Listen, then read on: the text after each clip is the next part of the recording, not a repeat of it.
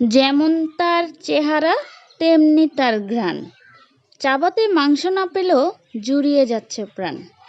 আসসালামু আলাইকুম। Hello everyone, কেমন আছেন সবাই? আমি আল্লাহর রহমতে ভালো আছি। আজকে আপনাদের সাথে নতুন রেসিপি নিয়ে চলে আসলাম। আমি আপনাদের আজকে দেখাবো ডিমের কোরমা।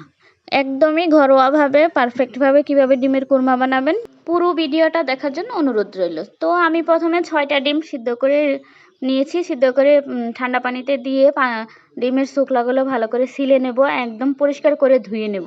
এবার আমি ডিমগুলোতে সামান্য পরিমাণ লবণ মাখিয়ে 10 থেকে 20 মিনিটের জন্য রেখে দেব। ডিমগুলোতে ভালো করে লবণ মাখিয়ে এক পাশে রেখে এবার আমি চলে যাব ডিমের কুরমার জন্য যে মশলাগুলো লাগবে, বিশেষ করে বাদাম, কিশমিশ আর কিছু কাঁচামরিচ আমি পাটায় বেটে পেস্ট করে নেব। সাথে আমি টক দই দেব। এখানে আমি পেঁয়াজ বাটা আর রসুন বাটা আর আদা বাটা একসাথে করে নিয়েছি। আমি এখন চুলায় একটা কড়াই বসিয়ে তার মধ্যে বেশ কিছু পরিমাণ তেল দিয়ে দিব। তেলের পরিমাণটা একটু বেশি হতে হবে। তার মধ্যে আমি ওই নুন দিয়ে মাখিয়ে রেখেছিলাম যে ডিমগুলা, সেগুলা ছেড়ে দিয়ে অনবরত নাড়তে থাকবো। অনবরত নাড়তে নাড়তে যখন দেখবো বাদামি কালার হয়ে গেছে চারপাশ, তারপর আমি ডিমগুলা সবগুলা তুলে নেব। তুলে নিয়ে ওই যে তেল আছে, ওই তেলের মধ্যেই গরম মশলার ফোড়নগুলা দিয়ে দেব। তার মধ্যে সামান্য পরিমাণ কাটা কাঁচামরিচ দিয়ে দেব। এবার এর মধ্যে আমি বেটে রাখা জিরা, রসুন, আদা আর সাথে পেঁয়াজ বাটাগুলো একসাথে দিয়ে দেব।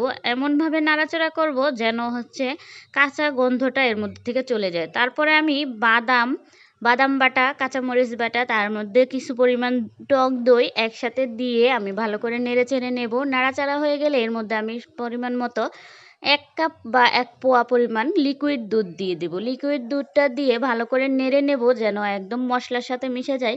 আমি এখানে একটা জিনিস দিইনি, সেটা হচ্ছে ঘি। আর ঘিটা আপনারা দিলেও পারেন, না দিলেও পারেন। আমার বাসায় ঘি নেই, তাই এই মুহূর্তে আর ঘিটা দেওয়া হয় নাই। আমার যখন দুধটা বলক উঠে গেছে, মশলাটার সাথে ভালো করে মিশে গেছে, তখন আমি ডিমটা এর মধ্যে দিয়ে দিয়েছি। ডিমটা দিয়ে আমি আর বেশিক্ষণ নাড়াচাড়া করব না বা জালও করব না।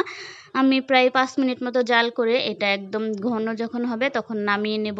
আপনারা চাইলে আরও পাতলাও করতে পারেন আর অথবা আর একটু ঘনও করতে পারেন। তো এটা ভালো করে একটু নাড়াচাড়া করতে হবে, যেহেতু এর মধ্যে বাদাম দেওয়া আছে, সবসময় নাড়তে থাকতে হবে। তো আমি এটা নামিয়ে নিলাম একটা বাটিতে। এই নামিয়ে নিয়ে তারপরে আমি সামান্য পরিমাণ পেঁয়াজ বেরেস্তা ছিটিয়ে দিলাম। তো এই তো দেখেন কত সুন্দর কালার হয়েছে। আপনারাও চাইলে এইভাবে ঘরোয়াভাবে বানিয়ে খেতে পারেন। আল্লাহ হাফেজ।